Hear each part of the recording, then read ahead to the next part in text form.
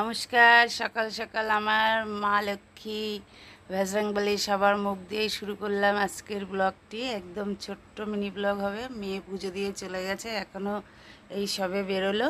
দেখুন,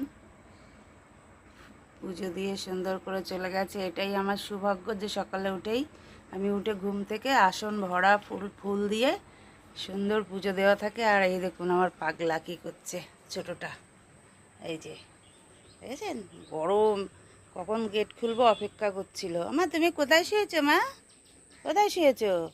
এখানে। এই যে এই ঘাসটার পরে তোমার ভাল লাগছে? ঘাসটার পরে ভাল লাগছে এখানে শোবা? তাই চোখটা একদম ছোট্ট হয়ে গেছে, এখানে ঘুমিয়ে পড়বা? তাই। আর ওই যে আরেকজন, ওই যে জঙ্গলের মধ্যে বসে আছে, সবুজ ঘাস, জঙ্গলে বসে আছে। দেখুন কি করছে, ওকে আবার